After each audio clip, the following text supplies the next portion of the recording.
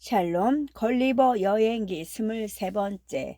여기서 나는 말해 둘 것이 있다. 이 나라 총회의 보고는 훈로아인이라는 단어로 표현되는데 최대한 옮겨보자면 권고라는 뜻을 지닌다. 이성적인 동물에게 강요라는 개념은 아예 없고 오로지 조언이나 권고만 할 수 있기 때문인데 스스로 이성적인 동물이라는 걸 포기하지 않는 바에야 이성의 권고를 거역할 수 없기 때문이다. 나는 주인의 말에 극도의 슬픔과 절망을 느꼈다. 밀려오는 고통을 도저히 견딜 수 없었던 나는 기절하여 주인의 발 앞에 쓰러졌다. 정신을 차리자 주인은 내가 죽은 줄 알았다고 말했다. 후이놈들은 천성적으로 이런 정신적 나약함이 없기 때문이었다. 나는 가냘픈 목소리로 말했다. 이런 상황이라면 차라리 죽는 게 훨씬 행복할 것입니다. 비록 총회의 권고 혹은 친구분들의 재촉을 제가 탓할 수는 없습니다만 보잘것없는 저의 판단으로는 이렇게까지 혹독하게 하지 않는 게 오히려 이성에 더 맞는다고 봅니다. 저는 5km도 헤엄칠 수 없는데 여기서 가장 가까운 땅은 500km도 더 가야 할 겁니다. 저를 이곳까지 데려온 작은 탈 것을 만드는 데 필요한 재료들은 이 나라에 거의 없습니다. 일은 불가능하고 따라서 저는 이미 죽은 목숨이나 다를 바 없지만 그래도 주인님께 감사하는 마음이 있으니 지시하신 바를 따르도록 하겠습니다. 그런 부자연스러운 죽음을 맞이하리라는 전망은 그나마 가장 나은 것입니다. 여러 기이한 위험에서 무사히 빠져나와 귀국한다 하더라도 미덕의 길로 저를 이끌어 주던 본보기가 없으니 야후들 사이에서 예전에 타락한 모습으로 다시 돌아갈 텐데 어떻게 개탄하지 않을 수 있겠습니까? 저는 현명한 후이놈들이 확실한 이성을 바탕으로 모든 결정을 내린다는 걸 아주 잘 알고 있습니다. 그건 저 같은 초라한 야후가 주장한다고 번복될 수 있는 게 아니지요. 탈 것을 만드는데 하인들을 보내 돕겠다고 하신 결정에 깊이 감사드립니다. 하지만 그걸 만드는 건 무척 어려운 일이므로 그에 맞는 시간이 필요합니다. 그렇게만 지원해 주신다면 이 형편없는 목숨을 부지하고자 최선을 다하겠습니다. 제가 영국으로 돌아가게 된다면 이름 높인 후인음을 잔사로서 기리고 그 미덕을 인류가 본받아야 한다고 주장하며 우리 동족에게 도움이 되는 일을 하겠습니다. 주인은 짧게 아주 자비로운 대답을 했다. 그는 배를 만드는데 2달의 시간을 주었다. 그리고 내 동료 하인인 밤생 말에게 지금 이렇게 멀리 떨어져 있으니 주제넘게 이렇게 한번 불러보고자 한다. 동료 하인인 밤생 말에게 내 지시를 따르라고 했다. 왜냐하면 내가 주인에게 밤생 말이 도와주면 충분하다고 한 데다 그 말이 그동안 내게 친절히 대해왔기 때문이었다. 내가 밤생 말과 점으로 한 일은 내 배에서 반란을 일으킨 선원들이 나를 내려놓은 해안으로 가는 것이었다.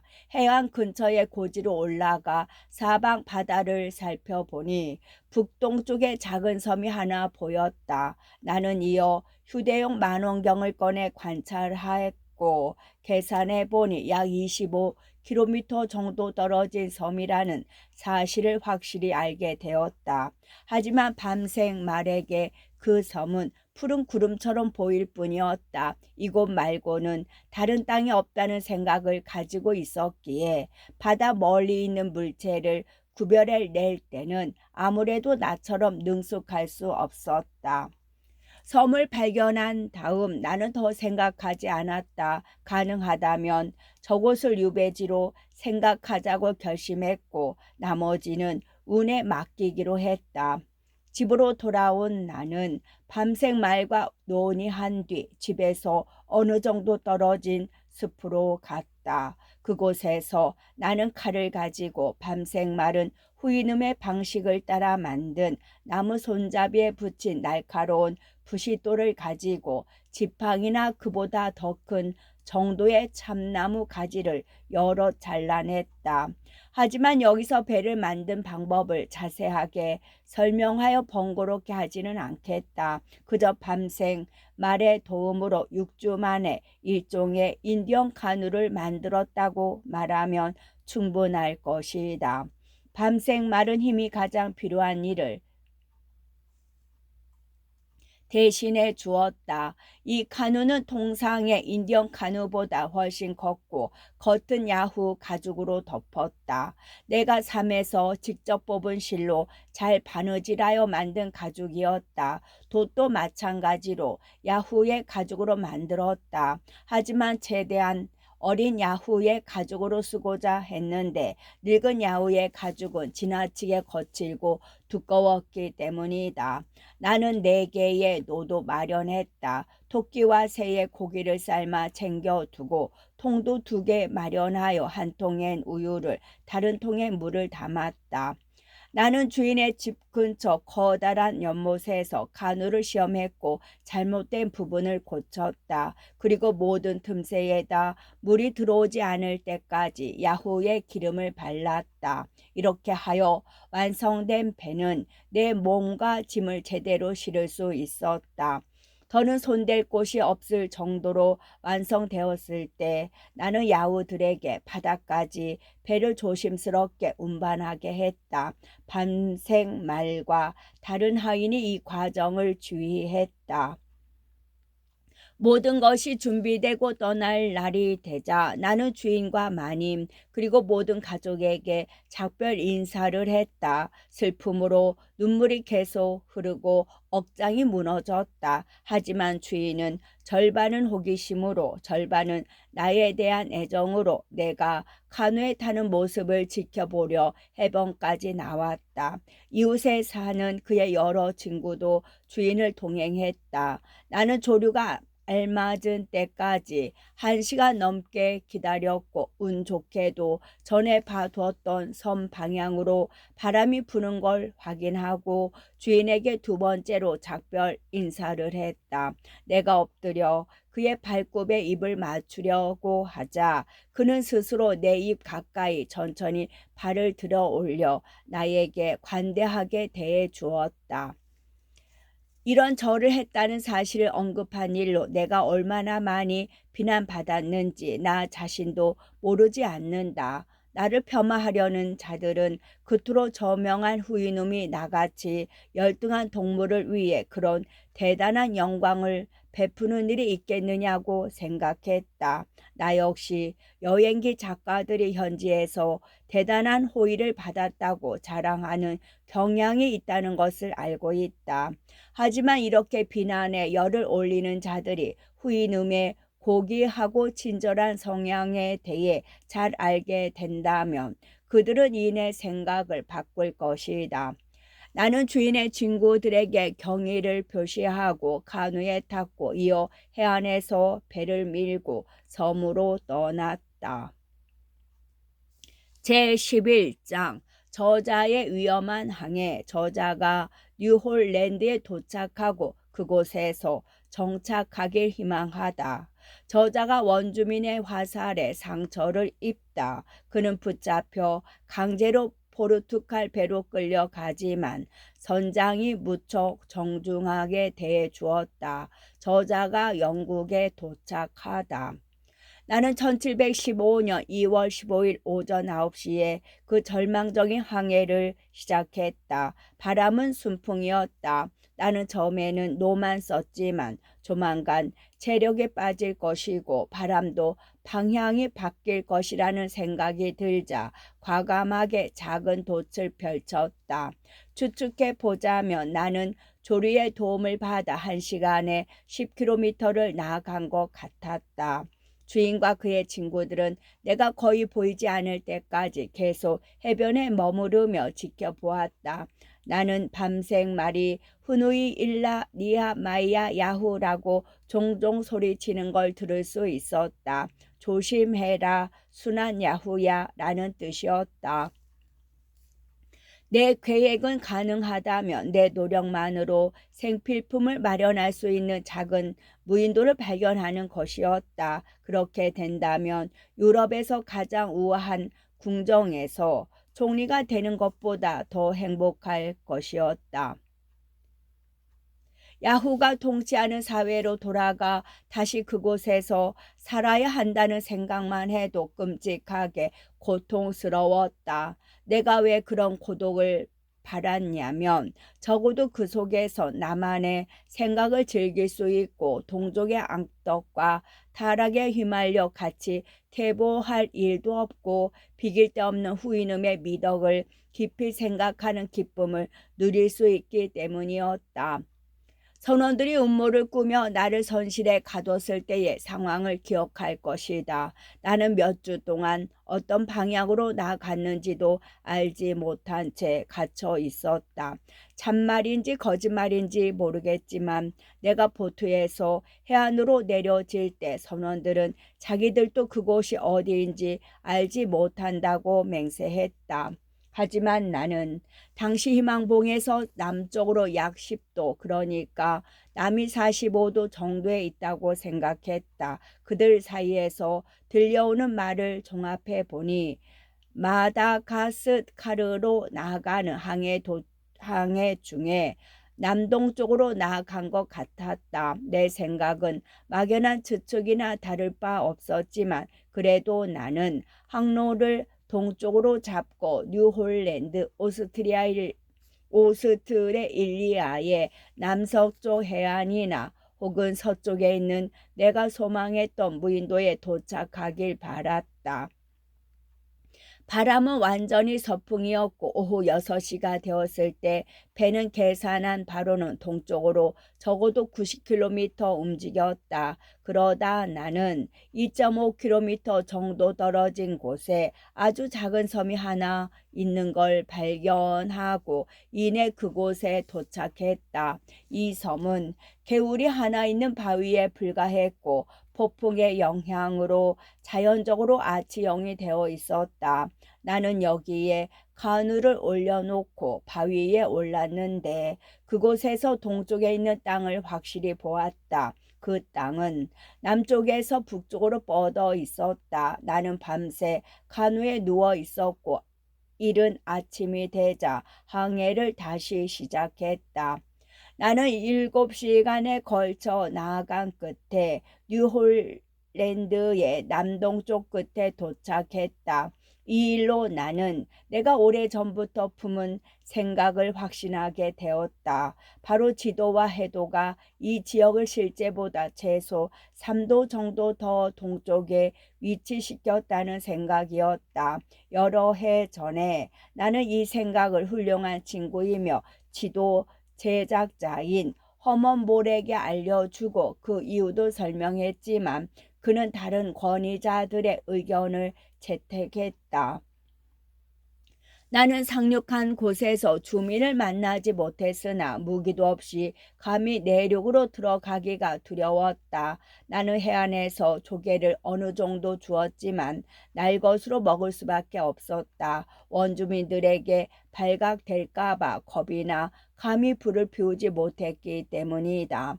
나는 가져온 식량을 아끼고자 사흘 연속 굴과 삿과 조개를 먹으며 지냈다. 돌아다니다 발견한 개울에선 다행스럽게도 깨끗한 물이 흘렀고 그것은 내게 커다란 위안이 되었다. 도착한 지 나흘째가 되자 나는 대담하게도 아침 일찍 조금 멀리 나갔는데 내가 있는 곳에서 500m도 떨어져 있지 않은 고지에서 20명에서 30명 정도 되는 원주민을 봤다. 그들은 남자나 여자, 아이를 가리지 않고 알몸이었는데 연기가 나는 것으로 미루어 보아 불 주변에 있는 모양이었다. 그러다 그중 하나가 나를 발견했고 나머지에게 그 사실을 알렸다. 이어 그들 중 5명이 여자와 아이를 불 주위에 그대로 남겨두고 내게로 다가왔다.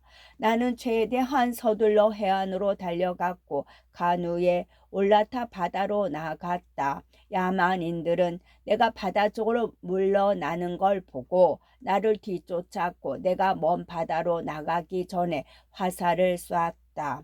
화살은 내 왼쪽 무릎 깊숙이 박혀 크게 상처를 냈는데 나는 이 상흔을 무덤까지 가지고 갈 것이다. 나는 화살에 독이 묻었을까봐 염려하면서도 온 힘을 다해 노를 저어 사정거리 밖으로 나갔다. 좋은 날씨라 물결이 잔잔해서 다행이었다. 나는 재빨리 상처를 입으로 빨아내고 최대한 붕대로 점했다. 전에 내린 곳으로 감히 되돌아갈 수는 없었기에 나는 어찌할 줄을 몰랐다. 어쩔 수 없이 노를 저어 북쪽으로 나아갈 수밖에 없었다. 바람은 무척 온화했지만 북서쪽에서 불어오고 있어 내겐 역풍이었다. 위험 없이 상륙할 곳을 찾던 중에 나는 범선 하나를 북북동 방향에서 보았다. 그 배는 시시각각 더 뚜렷하게 보였다. 나는 그 배를 기다려야 할지 확신이 서지 않았다. 하지만 결국 야후에 대한 나의 중호심 때문에 망설임은 사라졌고 나는 카누를 돌려 독과 노를 써서 남쪽으로 나아갔다. 오전에 떠난 그 게을로 돌아가기 위해서였다. 나는 유럽 야후들과 함께 사느니 차라리 야만인들 사이에서 사는 편이 더 낫다고 생각했다.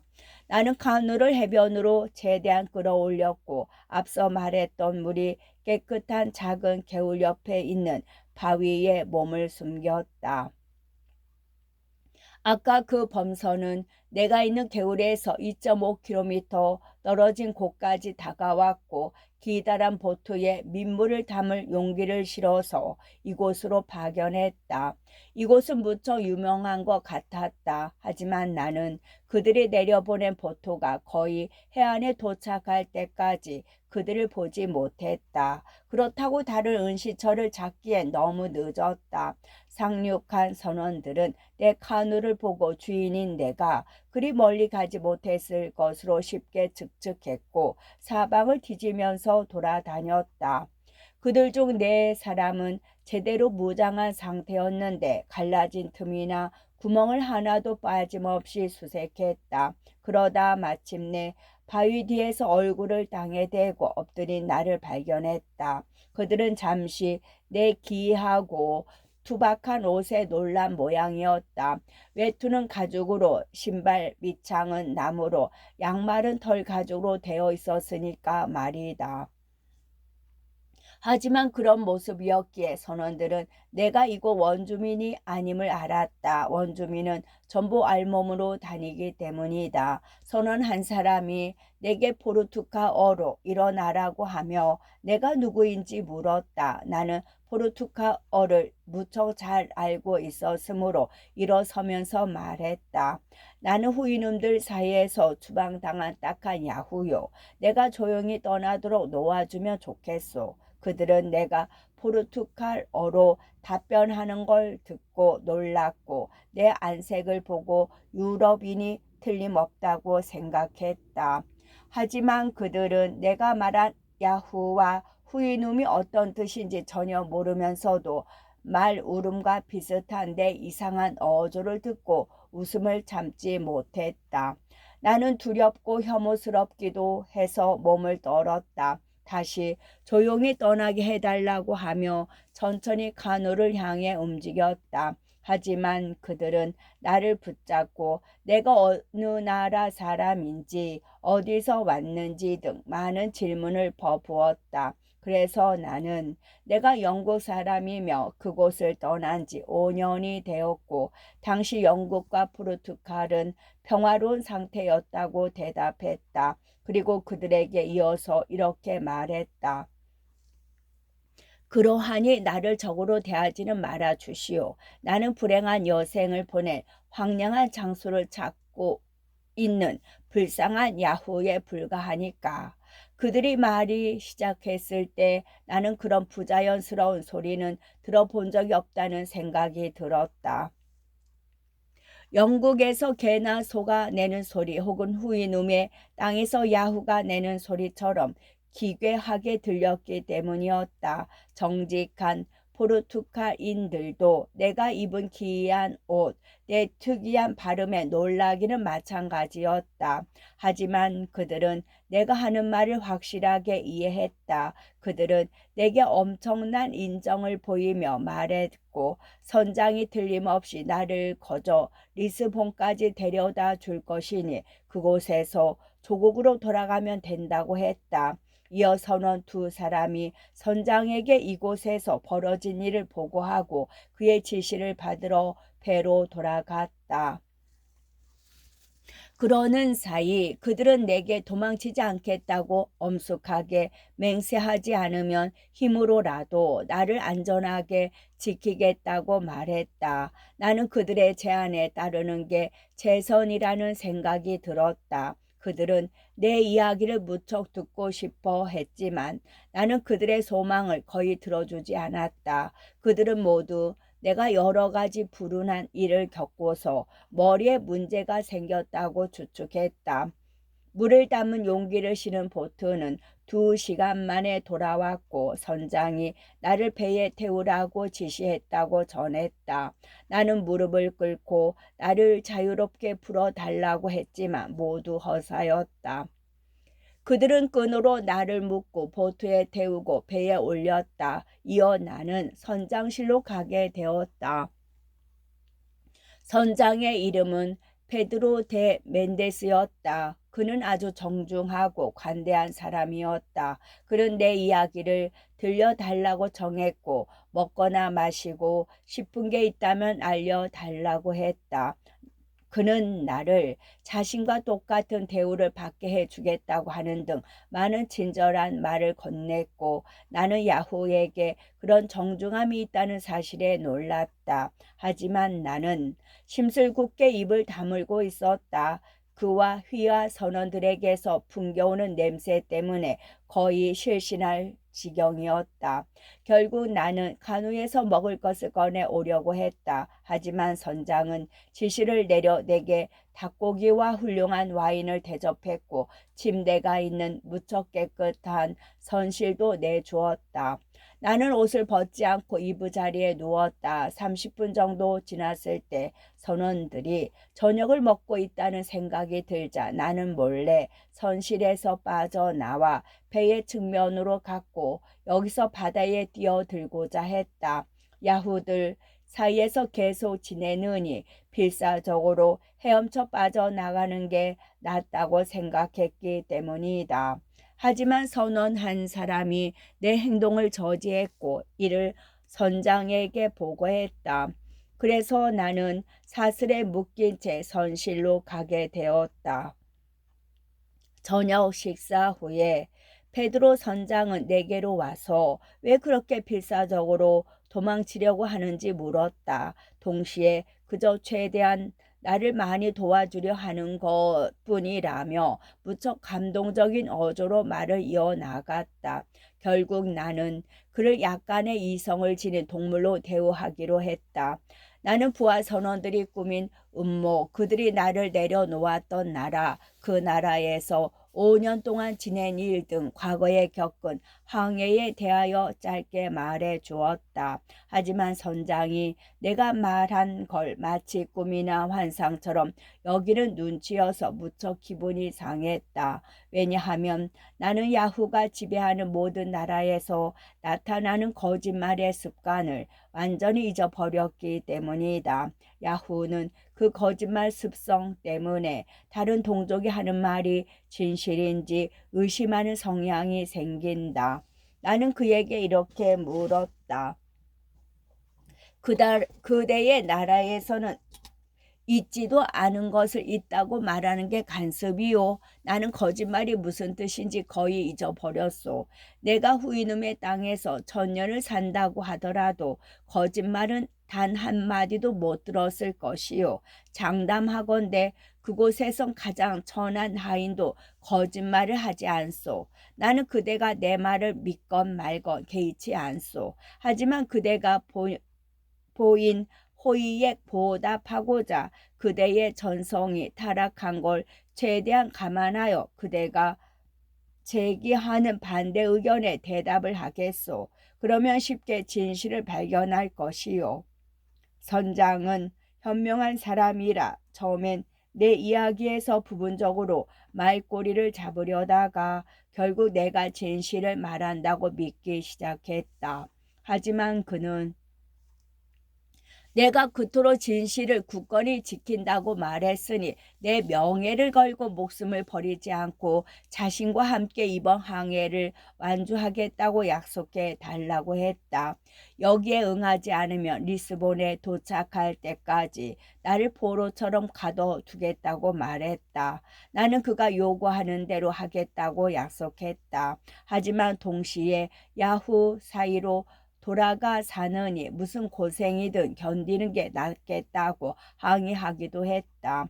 항해 중엔 별다른 사고가 없었다. 선장에게 고마운 마음이 있었기에 나는 때로 그의 진지한 요청에 응했고 동시에 인간에 대한 나의 적개심을 감추려고 애썼다. 그래도 그런 증오의 감정이 종종 드러나는 걸 막지는 못했는데 그럴 때면 선장은 못 본 것처럼 행동했다. 선원들의 눈에 띄는 걸 피하고자 나는 하루 대부분을 선실에서 지냈다. 선장은 자주 내가 입은 옷이 야만스럽다며 벗으라고 했고 자기가 가진 가장 좋은 옷을 한 벌 빌려주겠다고 했다. 하지만 나는 야후가 입었던 어떤 것도 입기 싫었기에 그의 제안을 끝까지 거부했다. 나는 선장에게 그가 입었다가 세탁해둔 깨끗한 셔츠 2벌만 빌려달라고 했다. 그런 옷이라면 그리 나를 오염시킬 것 같지 않았다. 빌린 셔츠는 이틀마다 갈아입고 직접 세탁했다. 우리는 1715년 11월 5일에 리스본에 도착했다. 상륙할 때 선장은 내게 억지로 자기 외투를 입혔다. 내 주위로 사람들이 몰려드는 것을 막기 위해서였다. 나는 선장의 집으로 가게 되었는데 그는 내 애원에 따라 집 뒤편에 있는 가장 높은 방으로 나를 데리고 갔다. 나는 그에게 후인음에 관한 이야기를 누구에게도 말하지 말라고 간청했다. 왜냐하면 그런 이야기가 조금이라도 흘러나가면 많은 사람이 나를 보러 몰려들 뿐만 아니라 투옥되거나 종교 재판으로 화형당할 위험도 있었기 때문이다. 선장은 옷을 새로 한 벌 지어 입으라고 나를 설득했지만 나는 재단사가 내 치수를 재는 것도 거부했다. 하지만 페드로 선장은 거의 나와 체형이 같았고 그의 옷은 내게 잘 맞았다. 그는 다른 생활 필수품도 모두 새 것으로 마련해 주었는데 나는 그것들에 24시간 동안 바람을 쐰 다음에 사용했다. 선장은 아내가 없었고 하인도 3사람밖에 없었다. 그들 중 누구도 선장과 함께 식사하지 않았다. 선장의 태도는 무척 정중했으며 인간에 관한 이해도 무척 뛰어났다. 그래서 나는 그와 함께 지내는 걸 견딜 수 있게 되었다. 그는 내게 뒤쪽 창문으로 밖을 내다보라고 권했고 나는 조심스럽게 그의 조언을 따랐다. 서서히 나는 그의 권유에 따라 다른 방에서도 거리를 쳐다보았지만 깜짝 놀라 내밀었던 고개를 다시 걷어들였다. 몇 주가 지나자 나는 그의 권유로 집 문까지 내려왔다. 두려움은 점차 줄어들었지만 야후를 증오하고 경멸하는 마음은 더 커지는 것 같았다. 마침내 나는 그와 함께 거리를 걸을 정도로 대담해졌지만 코는 루타로 막은 채로 다녀야 했다. 루타가 없으면 담뱃잎으로 맞기도 했다. 열흘이 지나자 페드로 선장은 내 집안 사정에 관한 이야기를 들어서 그런지 내가 조국으로 돌아가 부인과 아이들과 함께 사는 게 명예와 양심을 지키는 길이라며 이를 강력하게 권유했다. 그는 내게 막 출항 예정인 영국 배가 항구에 있으니 필요한 걸 전부 마련해 주겠다고 했다. 그가 주장하고 내가 반박한 사연을 여기다가 일일이 적는 건 따분한 노릇이니 하지 않겠다. 그는 내가 원하는 무인도를 찾아내는 건 완전히 불가능하니 집에서 필요한 만큼 운동하며 시간을 보내면 될 거라고 했다. 나는 결국 그의 뜻에 따랐다. 더 나은 길이 없었기 때문이다. 나는 11월 24일 영국 상선을 타고 리스본을 떠났는데 그 배의 선장이 누구인지 묻지 않았다. 페드로 선장은 배까지 나와 동행했고 20파운드도 빌려줬다. 그는 다정한 작별 인사를 건넸고 헤어질 때 나를 껴안았다. 나로서는 그 포옹을 최대한 참을 수밖에 없었다. 나는 상선 선장이나 선원들과 교제할 생각이 없었고 그래서 몸이 아프다는 핑계를 대고서 선실 밖으로 나가지 않았다. 1715년 12월 5일 우리는 오전 9시경에 다운스에 닻을 내렸다. 오후 3시에 나는 레프리프에 있는 집에 안전하게 도착했다. 내가 죽은 게 확실하다고 생각했던 아내와 아이들은 무척 놀라고 기뻐하며 나를 맞이했다. 하지만 더놓고 고백하건대 그들을 만나고서 내 마음은 증오, 역겨움, 경멸로 채워졌다. 그들이 나와 혈연이라는 걸 생각하니 이런 감정이 더욱 강해졌다. 후이눔의 나라에서 불행하게 추방당한 이후로 나는 야후의 모습을 보는 걸 간신히 견뎌냈고 페드로 데 멘데스와 대화도 나눴지만 아직도 저 고상한 후이놈들의 미덕과 사상을 생생하게 기억했고 또 저절로 생각하게 되었다. 내가 과거의 야후 중 하나와 관계하여 더 많은 야후의 아비가 되었다는 걸 생각하자 극도로 수치스럽고 당혹스럽고 소름 끼쳤다. 집에 들어서자마자 아내가 나를 껴안았을 때 오랫동안 그 끔찍한 동물과 접촉하지 않아서인지 나는 기절하여 거의 1시간이나 깨어나지 못했다. 내가 글을 쓰는 지금은 영국으로 돌아온 지 5년이 지난 시점이다. 저 때에 나는 아내나 아이들이 내 곁에 있는 상황을 견딜 수 없었다. 그들의 냄새를 도무지 참을 수 없었기 때문이다. 같은 방에서 식사하는 건 겨우 더욱 견디기 힘들었다. 지금 이 순간까지 그들은 감히 내 방을 만지거나 내 빵을 만지거나 내 컵으로 뭔가 마실 생각을 하지 못한다. 또한 가족 누구도 내 손을 건드리지 못한다. 나는 어린 종마 2마리를 사는데 점으로 돈을 썼다. 나는 그 말들에게 훌륭한 마구간을 마련해 줬다. 그들 다음으로 내가 좋아하는 건 마부였다.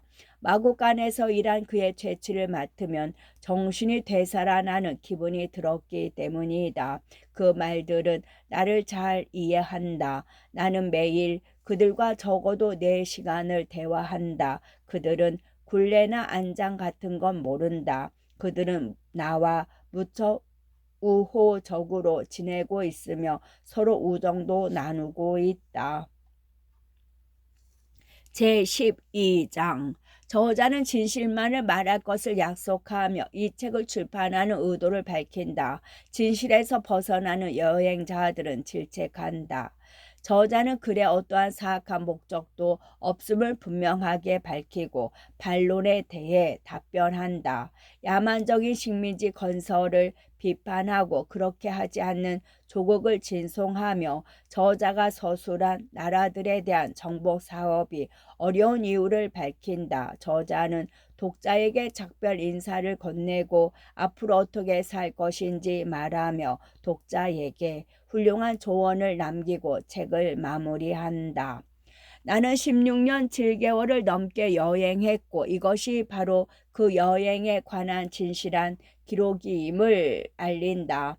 나는 화려한 글이 아니라 진실을 보여주는 글을 쓰고자 무척 신경 썼다. 나는 괴상하고 있을 수 없는 이야기로 독자를 놀라게 할 수도 있었을 것이다. 하지만 그보다 가장 간결한 방식과 문체로 명백한 사실을 전하기로 했다. 내 주된 의도는 놀라게 하는 것이 아니라 정보를 전달하는 것이기 때문이다.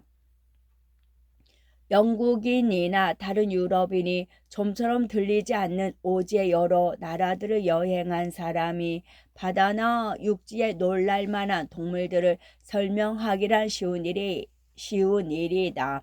그러나 여행자의 주된 목적은 외국에 훌륭하거나 좋지 못한 점을 알려 정신을 향상시켜 더 현명하고 나은 사람이 되도록 기여하는 것이어야 한다.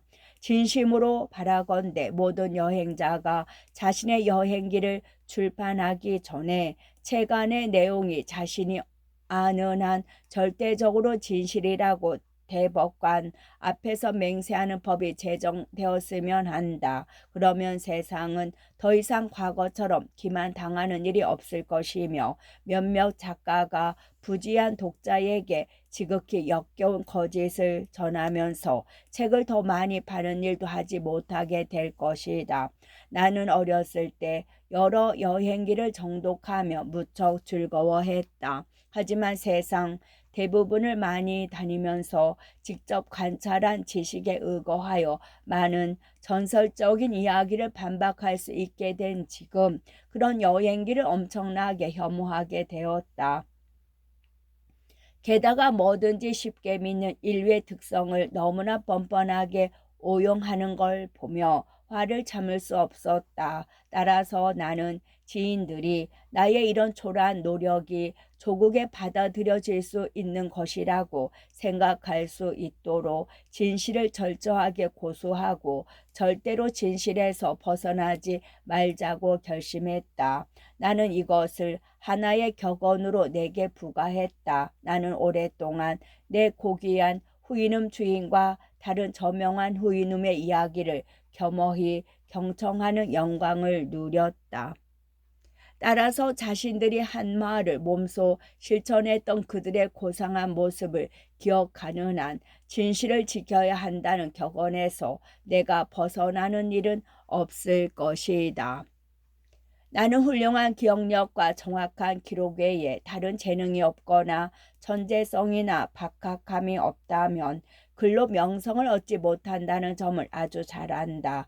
또한 여행기 작가들은 사전 편찬자처럼 가장 최근에 출판되어 맨 위에 놓이는 여행기 책들의 무게와 두께에 짓눌려 잊힌 사람이 되어 버린다. 이 책에서 서술한 나라를 나중에 방문한 여행자들이 내 오류를 발견하고 자기만의 새로운 발견을 많이 추가한다면 나는 한물간 사람이 되어 버리고 그들이 내 자리를 차지하리라. 그렇게 되면 세상은 내가 작가였다는 사실도 잊게 될 것이다.